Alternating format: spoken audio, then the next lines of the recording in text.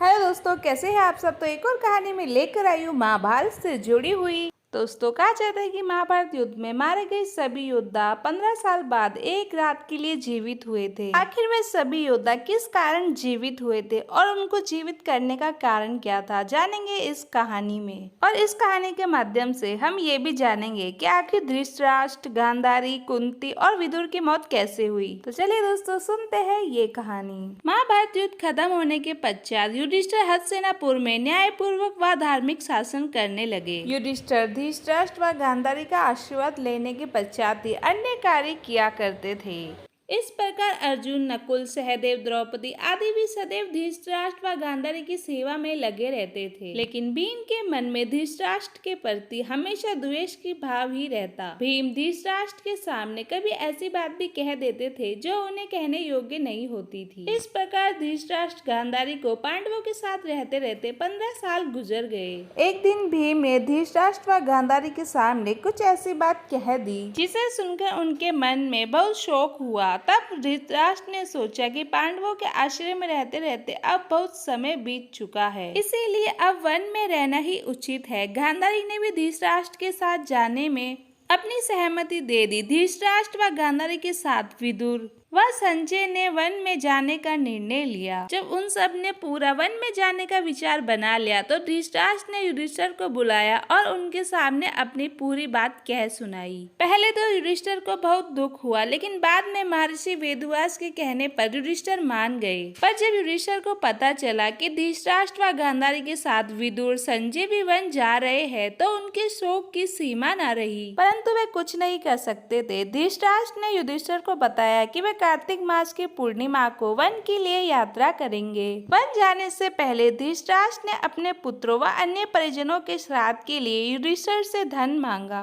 तब भीम ने द्वेषतावश धृतराष्ट्र को धन देने से मना कर दिया। तब युधिष्ठिर ने उन्हें फटकार लगाई और धृतराष्ट्र को बहुत सा धन देकर श्राद्ध कर्म संपन्न करवाया। उसके पश्चात तय समय पर धृतराष्ट्र, गांधारी, विदुर व संजय ने वन यात्रा प्रारंभ की। उन सभी को वन जाते देख पांडवों की माता कुंती ने भी उनके साथ वन में निवास करने का निश्चय किया।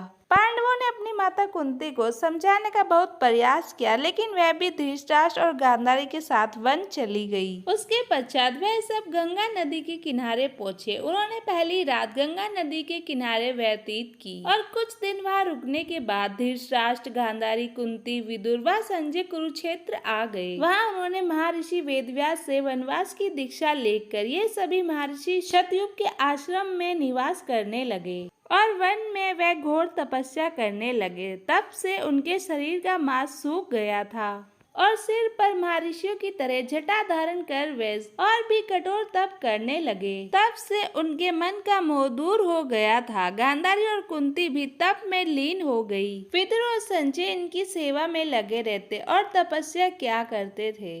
इस प्रकार वन में रहते रहते धृतराष्ट्र आदि को 1 वर्ष बीत गया। इधर हस्तिनापुर में एक दिन राजा युधिष्ठिर के मन में वन में रह रहे अपने परिजनों को देखने की इच्छा हुई। तब युधिष्ठिर ने अपने सेना प्रमुखों को बुलाया और कहा कि वन जाने की तैयारी करो। मैं अपने भाइयों व परिजनों के साथ वन में रह रहे महाराज धृतराष्ट्र, माता गांधारी व कुंती आदि के दर्शन करूंगा। इस प्रकार पांडवों ने अपने पूरे परिवार के साथ वन जाने की यात्रा प्रारंभ की। पांडवों के साथ उनके नगरवासी भी थे जो धृतराष्ट्र आदि के दर्शन करना चाहते थे। पांडव उन सब को लेकर जंगल की ओर चल दिए जहाँ धृतराष्ट्र, गांधारी और कुंती रहते थे। जब युधिष्ठिर ने उन्हें देखा तो वे बहुत प्रसन्न हुए और मुनियों के वेश में अपने परिजनों को देखकर उन्हें शोक भी हुआ। धृतराष्ट्र, गांधारी और कुंती भी अपने पुत्रों व परिजनों को देखकर बहुत प्रसन्न हुए। जब युधिष्ठिर ने वहाँ विदुर को नहीं देखा तो उन्होंने धृतराष्ट्र से पूछा। तब धृतराष्ट्र ने उन्हें बताया कि वह कठोर तप कर रहे हैं। तभी उसी समय युधिष्ठिर को विदुर जी उनकी ओर आते हुए दिखाई दिए। लेकिन जब विदुर जी ने आश्रम में इतने सारे लोगों को देखा तो वह पुनः लौट गए। विदुर जी को वापस जाता देख युधिष्ठिर उनसे मिलने के लिए उनके पीछे पीछे दौड़े। तब वन में एक पेड़ के नीचे उन्हें विदुर जी खड़े हुए दिखाई दिए और उसी समय विदुर जी के शरीर से प्राण निकले और युधिष्ठिर में समा गए। जब युधिष्ठिर ने देखा कि विदुर जी के शरीर में प्राण नहीं है तो उन्होंने उनका दाह संस्कार संस्कार करने का निर्णय लिया। तभी उसी समय आकाशवाणी हुई कि विदुर जी संन्यास धर्म का पालन करते थे, इसलिए उनका दाह संस्कार करना उचित नहीं है। जब ये बात आकर युधिष्ठिर ने धृतराष्ट्र को बताई तो सबको बड़ा आश्चर्य हुआ।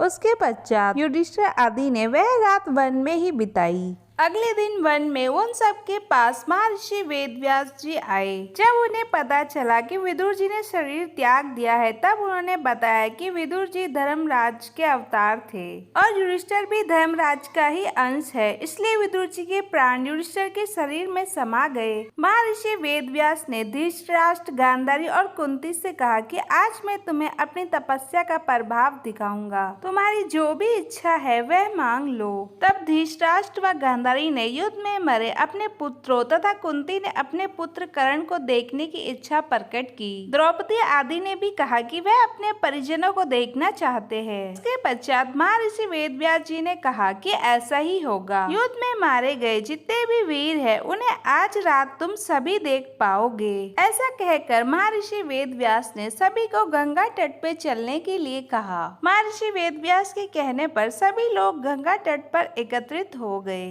और रात होने का इंतजार करने लगे। रात होने पर महर्षि वेदव्यास ने गंगा नदी में प्रवेश किया और पांडव व कौरव पक्ष के सभी मृत योद्धाओं का आह्वान किया। थोड़ी ही देर में भीष्म, द्रोणाचार्य, कर्ण, दुर्योधन, दुशासन, अभिमन्यु, धृतराष्ट्र के सभी पुत्र व घटोत्कच, द्रौपदी के 5 पुत्र और शकुनी, शिखंडी आदि वीर जल से बाहर निकल आए। उन सभी के मन में किसी भी प्रकार का अहंकार व क्रोध नहीं था। महर्षि वेदव्यास ने धृतराष्ट्र व गांधारी को दिव्य नेत्र प्रदान किए ताकि वह अपने मृत परिजनों को देख सके। जब सभी ने अपने मृत परिजनों को देखा तो सबके मन में हर्ष छा गया।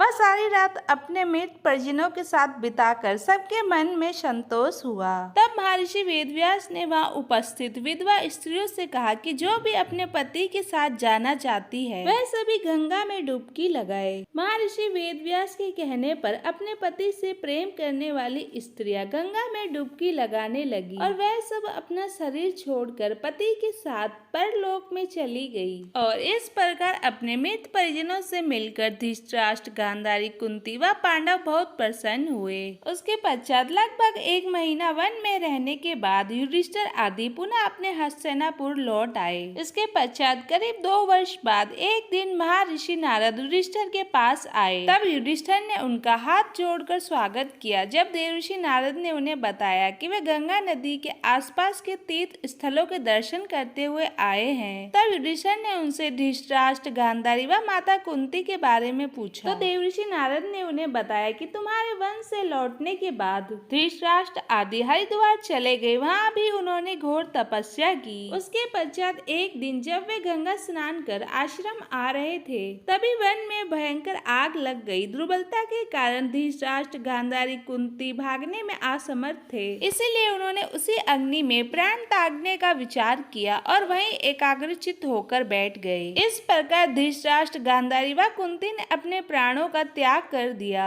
यह बात संजय ने तपस्वियों को बताई और वह हिमालय पर तपस्या करने चले गए। उसके पश्चात जब धृतराष्ट्र, गांधारी व कुंती की मृत्यु का समाचार महल में फैला तो सभी को बहुत दुख हुआ। तब देवर्षि नारद ने सभी को धैर्य बंधवाया और युधिष्ठिर ने विधि पूर्वक सबका श्राद्ध करवाया और दान दक्षिणा देकर उनकी आत्मा की शांति के लिए प्रार्थना की। तो दोस्तों, कहानी यही समाप्त हुई। कमेंट करके बताइएगा आपको कहानी कैसी लगी। Like and share and subscribe कर दीजिएगा दोस्तों। Bye bye.